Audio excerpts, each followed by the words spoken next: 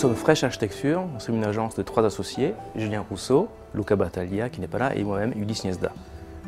Je pense qu'on peut dire que nous sommes une agence européenne, Julien Rousseau est français, je suis italien et Luca est italien aussi. Aujourd'hui nous avons donc une agence à Paris, nous exerçons donc sur différents projets, en particulier des projets de logement.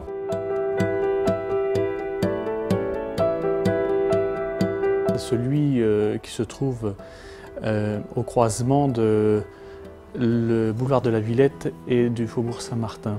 C'est un bâtiment de logement, c'est un petit bâtiment, une pierre angulaire qui vient dans un carrefour très animé, comme un objet qui a une présence sourde, et on a, grâce aux matériaux qu'on a longuement cherchés, longuement mis au point, obtenu l'âme qu'on souhaitait avoir dans ce type de programme. En gros, c'est de dire qu'à chaque fois, et nous 3 associés avons un sujet sur lequel travailler, on s'imprègne énormément du site, on en discute, on regarde quelle va être la matérialité, quelle va être l'âme du quartier, quelle va avoir la présence sourde du bâtiment une fois qu'il sera terminé.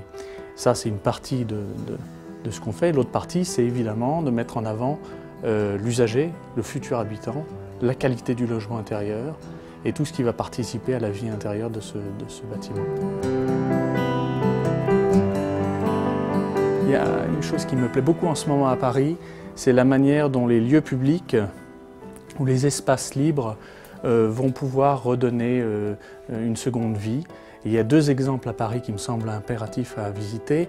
Il y a la dalle qui a été construite en 1863 au-dessus du canal de l'Ourcq, qui fait naître un tunnel par-dessus le canal qui lie la Bastille et le canal de l'Ourcq, qui est la sortie du canal de l'Ourcq du côté des écluses en amont. Et c'est un lieu à visiter. Donc en fait, on a récupéré un espace au-dessus de l'eau pour y reconstruire la vie. Et un deuxième exemple qui est en train de vivre et qui est beaucoup plus récent, c'est ce qui se passe à Porte des Lilas, au-dessus du périphérique. On construit un parc, un jardin, le jardin Gainsbourg, qui est là encore une illustration de comment réinvestir les espaces libres dans Paris pour recréer la vie. Et la ville par-dessus la ville, c'est à mon avis assez parisien ce qui se passe.